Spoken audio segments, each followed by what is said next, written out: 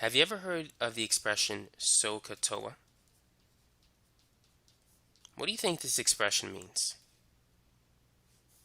In this lesson, we're going to focus on right triangle trigonometry. Let's say if this is the angle theta. Now there's three sides of this triangle that you need to be familiar with.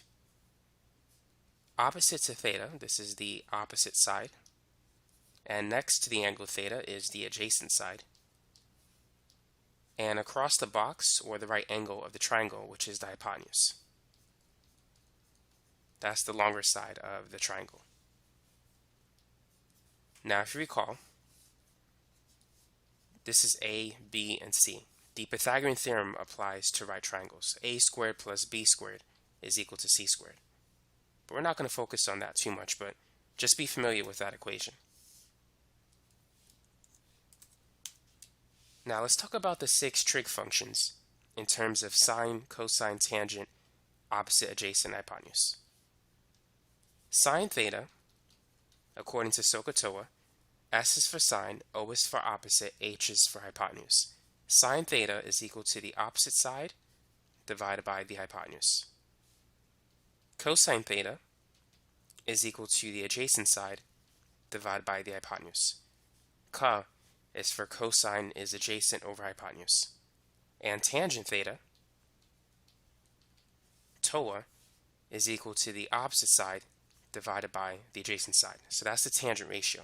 It's opposite over adjacent. Now we know that cosecant is 1 over sine. So cosecant is basically hypotenuse divided by the opposite side. You just need to flip this particular fraction. Secant is the reciprocal of cosine. So secant is going to be hypotenuse divided by the adjacent side. Cotangent is the reciprocal of tangent. So if tangent is opposite over adjacent, cotangent is adjacent divided by the opposite side. Now let's say if we're given a right triangle and we have the value of 2 sides. Let's say this is 3 and this is 4. And here's the angle theta. Find the missing side of this right triangle and then find the values of all 6 trigonometric functions: sine, cosine, tangent, secant, cosecant, cotangent. Now to find the missing side, we need to use the Pythagorean theorem. A squared plus B squared is equal to C squared. So A is 3, B is 4. And we got to find the missing side, C, which is the hypotenuse. 3 squared is 9, 4 squared is 16. 9 plus 16 is 25. And if you take the square root of both sides, you can see that the hypotenuse is 5. Now it turns out that there are some special numbers.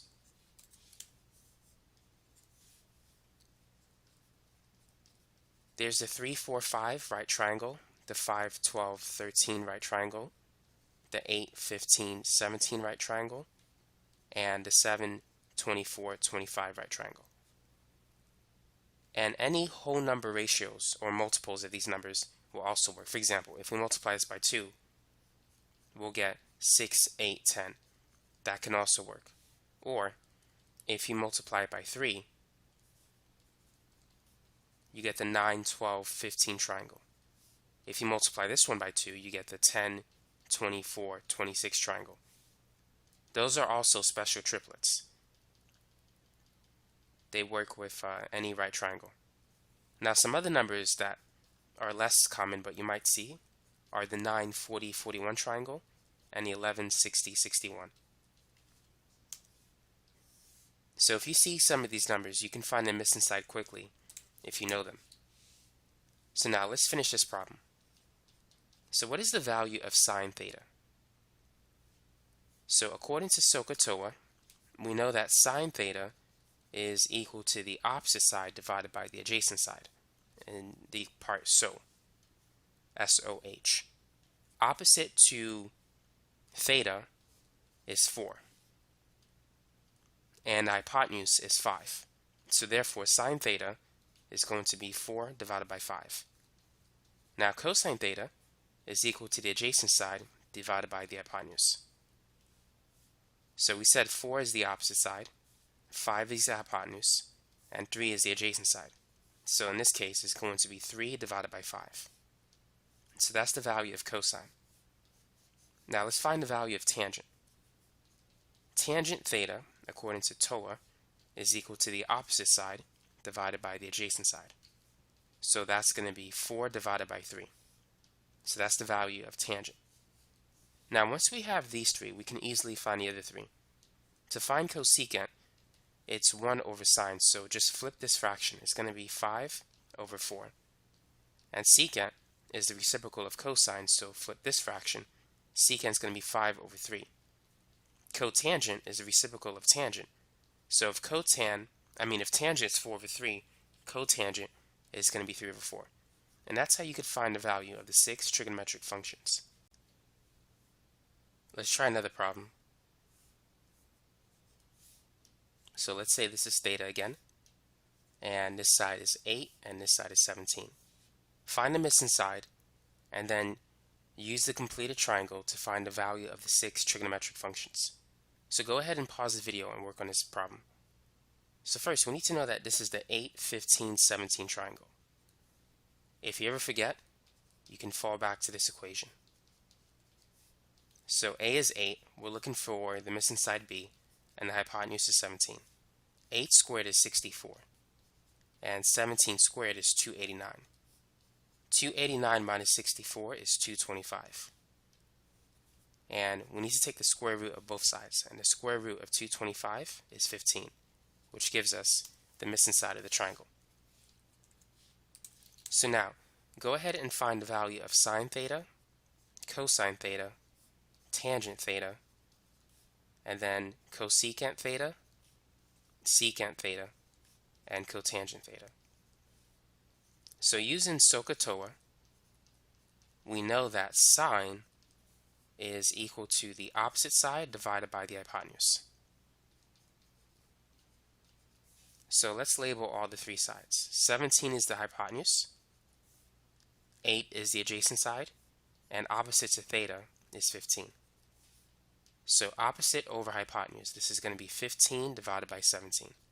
So that is the value of sine theta. Now cosine theta is going to be equal to the adjacent side divided by the hypotenuse. So the adjacent side is 8, the hypotenuse is 17. So cosine theta is 8 over 17. Tangent, based on TOA, is going to be opposite over adjacent. So opposite is 15, adjacent is 8. Therefore tangent is going to be 15 divided by 8. Now cosecant is the reciprocal of sine. So if sine theta is 15 over 17, cosecant is going to be 17 over 15. Secant is the reciprocal of cosine. So if cosine is 8 over 17, secant is 17 over 8. You just got to flip it. And cotan is the reciprocal of tangent. So cotangent is going to be 8 over 15. Just flip this fraction. And now we have the values of the 6 trigonometric functions. And that's all you got to do. So here's a different problem. So let's say here's our right angle, and this time this is theta. And let's say the hypotenuse is 25 and this side is 15.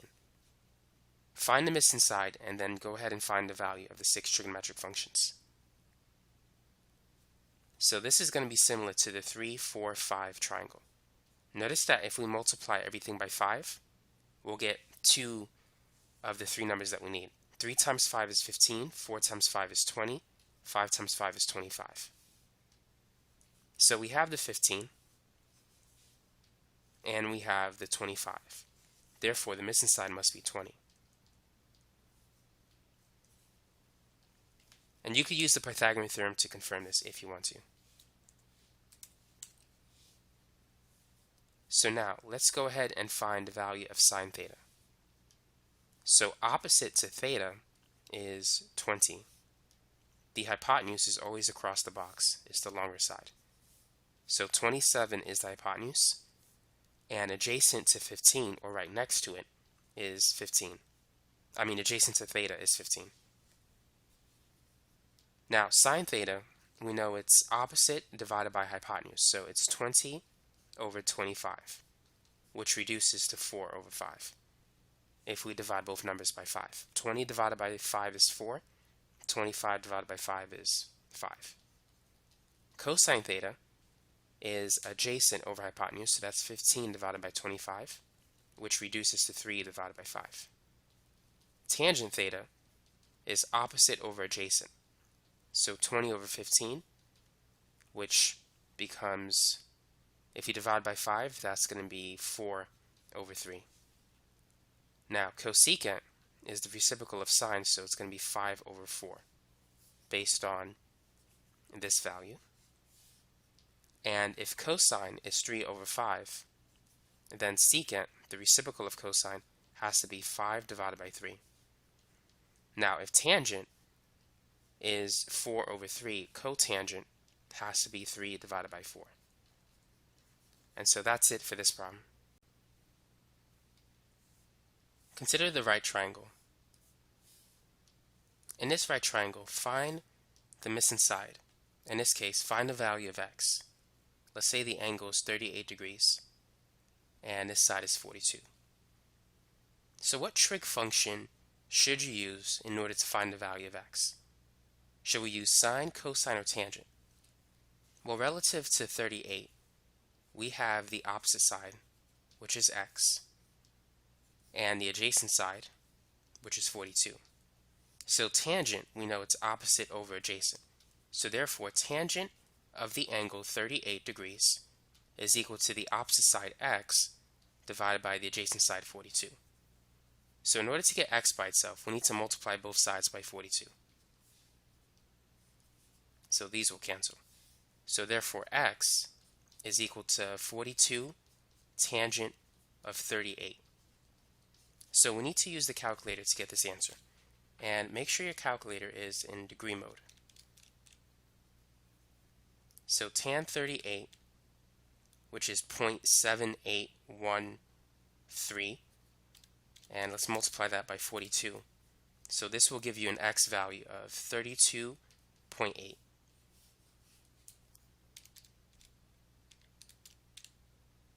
Now let's try another example. Feel free to pause the video to work on each of these problems, by the way. So let's say this angle is 54 degrees, and we're looking for the value of x, and the hypotenuse is 26. Which trig function should we use? Sine, cosine, or tangent? So opposite to the right angle, we know it's the hypotenuse. And x is on the adjacent side relative to 54. So cosine is associated with adjacent and hypotenuse. So therefore, cosine of the angle 54 is equal to the adjacent side x divided by the hypotenuse of 26. So to get x by itself, we got to multiply both sides by 26. So therefore, x is equal to 26 cosine of 54 degrees. Cosine 54 is 0.587785. If we multiply that by 26, this will give us the value of x, which is 15.28.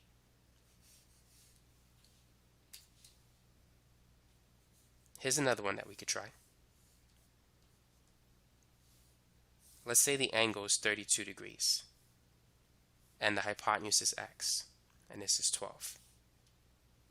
So notice that 12 is opposite to 32. And we have the hypotenuse. So this time we need to use the sine function. Sine of the angle 32 is equal to the opposite side 12 divided by x. So in this case, what can we do to find the value of x? What would you do? What I would do is cross multiply. So 1 times 12 is 12, and this is going to equal x times sine 32. Next, I recommend dividing both sides by sine 32. Sine 32 divided by itself is 1. So therefore, x is equal to 12 over sine 32. 12 divided by sine 32 is 22.64. So that's the value of x in this particular problem. Now let's work on another problem. So this time, we need to find the angle theta. And we're given these two sides. So 5 is opposite to the angle. And 4 is adjacent to it. So what trig function can relate theta, 4, and 5? We know tangent is opposite over adjacent. So tangent of the angle theta is equal to the opposite side, which is 5, divided by the adjacent side, 4. So how can we find the value of the angle theta? If tangent theta is 5 over 4, then theta is going to be the inverse tangent or arctangent of 5 over 4. And you simply have to type this in your calculator. So type in arctan 5 over 4. And you should get an angle of 51.34 degrees. So that's how you could find the missing angle. Let's try another example.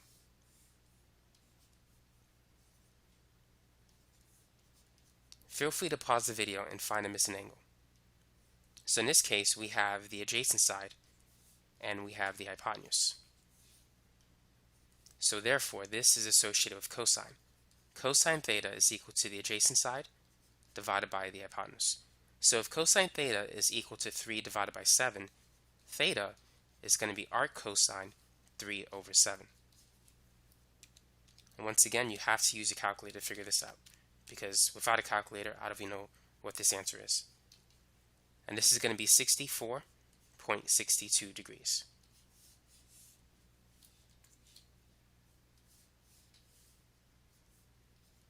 So here's another one for you.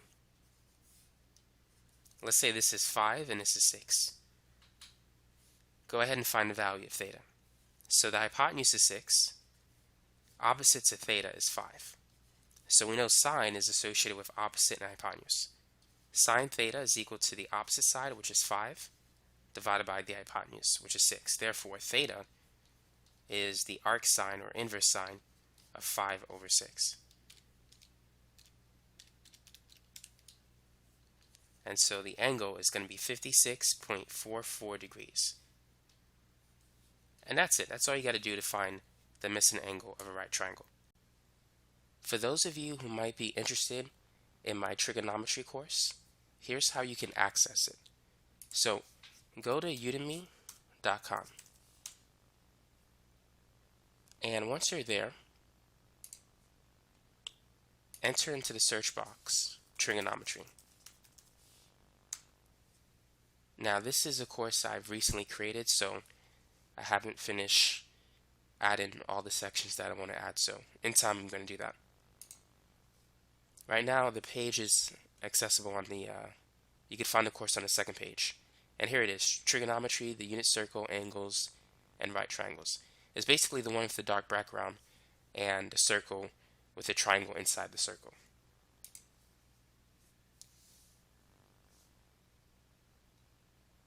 So let's look at the curriculum.